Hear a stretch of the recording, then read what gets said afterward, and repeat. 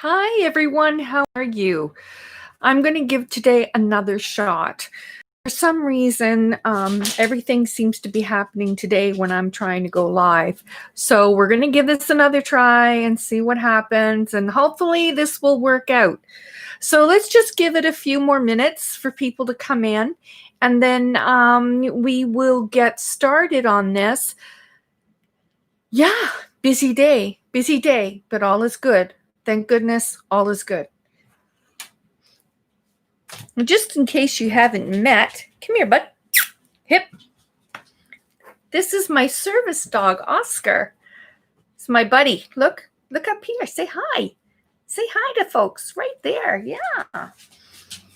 So, okay.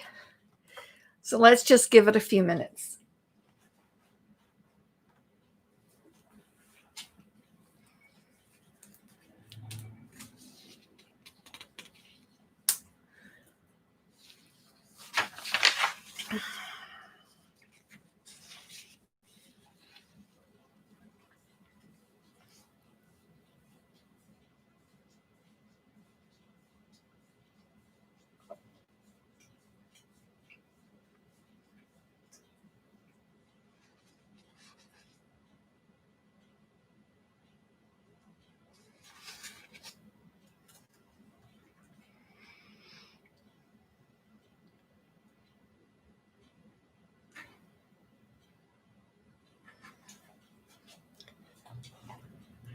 Okay.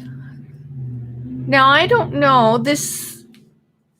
There's one person here. Are you the same person that was here earlier? And I'll just continue where I left off. Or is this a new person that I have? Because I don't want to bore you with everything again if you were the person that was here before I ended my prior video.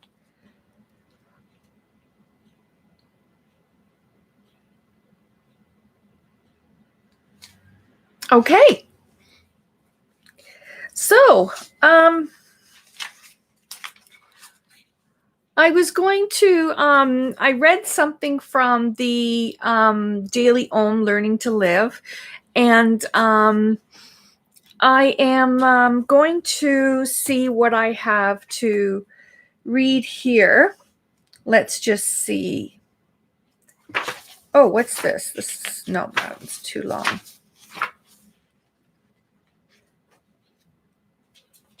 Okay, so I'm going to start from the beginning.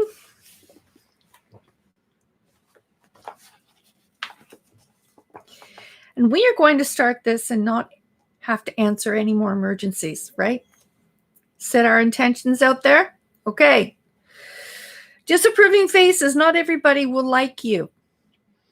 It is not necessarily a pleasant experience, but there will be times in our lives when we come across people who do not like us. As we know, like attracts like. So usually when these individuals do not like us, it is because they are not like us. Rather than taking it personally, we can let them be who they are, accepting that each of us is allowed to have different perspectives and opinions. While we give others that freedom, we claim it for ourselves as well, releasing ourselves for the need for their approval so we can devote our energy towards more rewarding pursuits. While approval from others is a nice feeling, when we come to depend on it, we may lose our way on our path. There are those who will not like us no matter what we do, but that does not mean that there is anything wrong with us. We each have our own filters built from our experiences over time. Others may see in us something that is merely a project of their mindset, but we have no control. Over such interpretations. The best we can do is to hope that the role we play in the script of their lives is helpful to them, and then follow our inner guidance with integrity. As we reap the benefits of walking our perfect paths, we grow to appreciate the feeling of truly being ourselves. The need to have everyone like us will be replaced with the exhilaration of discovering that we are attracting like-minded individuals into our lives, people who like us because they understand and appreciate the truth of who we are. We free ourselves from trying to twist into shapes that will fit the spaces provided by others, limited understanding, and gain a new sense of freedom, which allows us to expand into becoming exactly who we are meant to be. And in doing what we know to be right for us, we show others that they can do it too. Co-creating our lives with the universe and its energy of pure potential, we transcend limitations and empower ourselves to shine our unique light fully and freely. Okay. So earlier I was speaking about grounding, prayer, meditation in respect to working with spirit, to safely work with spirit. And it's not necessary to, let's say, when doing readings, to have to do all this in-depth, intense grounding and meditation. It's as long as you're working from a place of love. Yes, you can do your grounding in the morning. Yes, if you choose to, you can do meditation in the morning. I usually do grounding in the morning, then I say a prayer, and then I go on with my readings for the day. I do not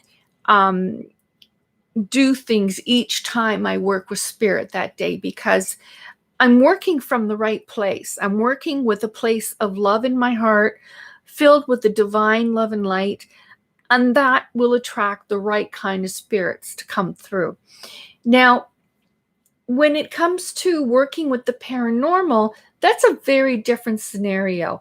And that scenario, yes, I would recommend working after doing a grounding, a prayer, and even a mini meditation, filling yourself with that white light, because I've had it happen that when working in paranormal investigations where there's been places with negative energy or negative activity, what's happened is that I personally have been affected by it. And so I learned that grounding is necessary when you're working with the paranormal. Grounding with the white light, prayer before you go in, very important. What I do with my grounding, it is like a form of mini meditation, but standing up. So what I basically do is I ask God to fill me, or whatever higher power you believe in, but I believe in God.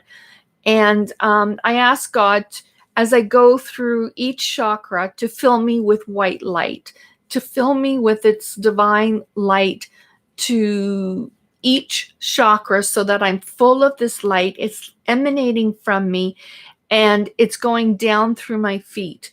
It creates roots of light that then anchor into the ground. So you can actually feel your feet, have a solid connection with the earth. And I envision this white light within me emanating into the shape of a bubble. Now, after I do that, I envision a blue bubble around the white bubble, which are the colors for Saint Michael, the archangel. And then after I do that, I envision a circle around me that is of purple flames as high as the bubble goes. And that is for Raphael, Archangel Raphael. And I find that when I do this and then a prayer, I have had no negative experiences working with the paranormal. Even when I'm called into a location where there's been bizarre stuff happening and negative people and everything else, none of it affects me. But I can say, vouching from experience, when I have not done it, chaos has and can happen. So I do recommend it. Now, there's many people that believe that if you work from love, and there's so many mediums where it's divided. There's the one side where mediums believe as long as you work with love, you're fine. And then there's the mediums who do what I do. I do what I do, but I also believe that you have to work from love.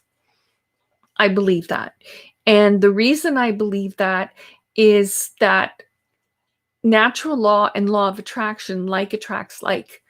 And when you're going into a place and you have that love intention emanating through you, through the white light that's in your body, the spirit of the like energy will come to you.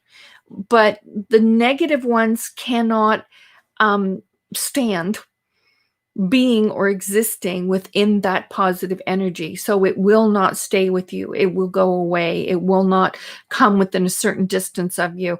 So you have much better control, I think, in my professional opinion. So in here, I have an experience that I had. I've written it down. It was an experience of my first time with a paranormal investigation team. And I did not do grounding or say a prayer before I went in. And it was quite an interesting situation. So let's see. Here's a good example of how an intuitive who is not practiced in grounding and so forth, and not practiced in dealing with spirit, could be affected by negative spirit. We had gone into a business location that was quite active, to the point that the people who worked there would not be there after hours or alone. Okay. They said they could actually feel an energy shift when nightfall came. They could feel a shift and things start to happen. The paranormal team that invited me to attend did a circle in the boardroom. There were two spirits that I saw right away who were resident to the location. One was a man who was the caretaker of what was a school there, and the other was his wife. Now, they never had any children, so they really enjoyed being at this location when it was a school, when they were in the physical, because she adored the children and so did he. And being childless, that was their way of having children around them. So all of a sudden, they actually became quite scared. These are the spirits, okay? And then expressed they had to leave and were instantly gone. There was no further communication at the circle. All was quiet. We divided into our assigned groups. I was assigned to go into the basement, where most of the people who frequented the location were terrified to go into. I had noticed an old, worn wooden door that just didn't seem to belong in the building. I told the two gentlemen that were with me, that's where we have to be. We all proceeded to go to the room. As we opened the door, I recall hearing the sound of a breath, an exhale, by my ear. I was not positive at first if I did in fact hear that or not, but I know now, and with recollection, I remember distinctly hearing a very deep exhale right against my ear, that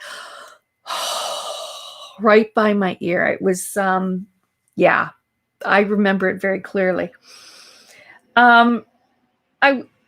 We went into the room and we all took our respective positions in a sort of circle. I stood myself where my right hand could be on the original stone wall, and my feet were able to touch what remained of the sand and gravel floor of this very old location. We called out to our spirit, offering an ear to what message they had to give. I began to get the feeling it was the spirit that was upstairs that was taunting and frightening the other spirits away. Now, when I did this, when we called the spirit, I made a big mistake. The mistake I made was I called spirit forward and told them they can use my energy, they can touch me, they can toss a stone my way. They can knock, if they needed help, I'm here to help them. And that was my mistake. I didn't do a prayer, I didn't ground, and I invited them to use me, which was a very big mistake. Suddenly, when calling out and asking Spirit to move something, make the room cold, touch one of us, wires that were there that were not moving the whole time were suddenly swinging and stopped deliberately upon request. It was weak movement, but it was definite movement. This is where my mistake came in. I said to Spirit, you are welcome to use my energy to come forward if you're having difficulty, but you may not impose anything onto us. You may not harm us. You may not put anything onto us, but you may use our energy to communicate. That's when I said it. Well, it did. I still have the recording of the channeling of this spirit and what he did say and how my voice changed. The team said my face had changed, which we have pictures of, and the rest I will explain. I have to let you know, a lot of what I channel, when I do channel, I don't remember. All that I currently to this day know is from the recordings of photos and how I felt afterwards and what the team told me happened. I do remember the room suddenly changing to cold. That is not a normal cold. It was that freezing cold that goes to the bones. It was a bizarre cold. It was like having a low-grade fever, but deeper. Then I do remember the room becoming cold along with the other two gentlemen who were with me. They said it was the coldest they ever felt before. I began to feel my body shake with vibration, and at that point forward, I do not remember what took place. The recording was of a man that came through who was very angry and frustrated. He liked watching people. He clearly and with passion expressed how he wanted to harm people and expressed how he wanted to do it. I apparently then started to show the gentlemen who were with me with my hands how Spirit wanted to carry out these actions. The gentleman then tried to calm down the spirits with words, but the spirit became very angry and frustrated and took a swing at the gentleman with my right hand, my right fist, if I remember correctly. I apparently took a swing and just missed Buddy's face and head as he had to duck out of the way. I ended up making contact with the wood door and hit my wrist on the corner of the stone wall foundation. Apparently that was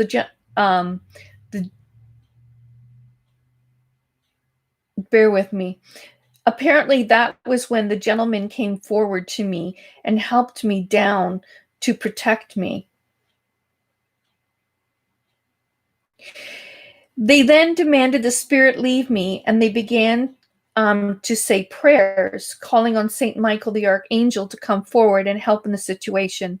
Once the spirit had left me, I was there once again. All I could feel was nausea and my knees wanting to buckle and my entire body shaking furiously. I looked up and all I could see was the dark and my two team members holding on to each arm, yelling something at me about staying away. I have to get out of here now, I told them, and they immediately got me out of the room.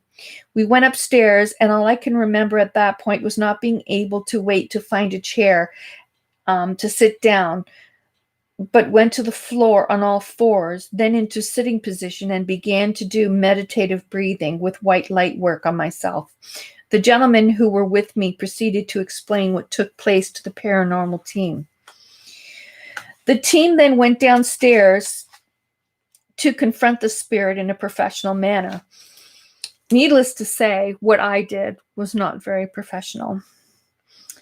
Live and learn, right? The gentlemen I was with were in discussion of taking me to the hospital because my wrist was very quickly before their eyes turning color and swelling. They were concerned that I may have fractured my wrist when I went to swing at them. I told them I would give it 24 hours. And if it wasn't any better, yes, then I will go. There was no break, and I healed fine. So yes, you can, for lack of better terms, be taken over or influenced by a dark, negative, or evil presence only when the opportunity is opened and the ingredients of the situation are conducive to it, which is not grounding, not filling myself with white light, or doing that quick meditation and prayer. So lesson learned. Don't mess around if you don't know what you are doing or not prepared to deal with the most unexpected results, whether in their results are extreme or not. Tricksters do exist, and what may seem passive may end up not so passive after all. Also, if you channel that of the highest and best vibration, because anything else you may get, you may greatly regret. So that was my experience with not grounding and not doing protection and so forth.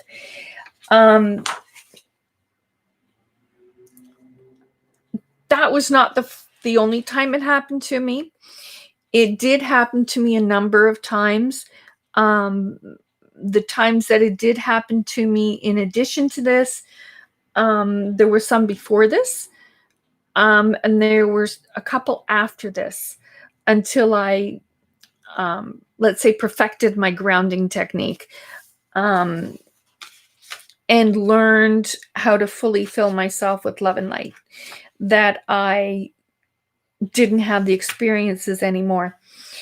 So do you have any questions about what happened? Do you have any experiences yourself? Do you have anything you'd like to say about this? Because I think this is a very important topic, especially for people that are developing intuitively. It's very important to be aware of your surroundings, the energy surrounding you, and the energy within you. It's very important to be fully aware of it, and it's very important to have full control of it, because you don't know what you're going to get. Also, when channeling, get a very good teacher to teach you how to channel, because it takes years to do it safely. The same as doing physical mediumship. It takes years in practice and learning how to do it safely. So you don't have any unfortunate souls, let's say, come forward. So that was one of my experiences. I am writing a book. The book I'm writing, I will be including some of these experiences in them, or in the chapters. And I have plans for another book about the paranormal. So I hope you enjoyed this. Like, subscribe, share. Let's get those viewers up. Let's move up the amount of viewers that are there, and let's get this channel rocking. Thanks a lot. Enjoy your day. Take care, sunflowers. We'll see you later. Bye for now.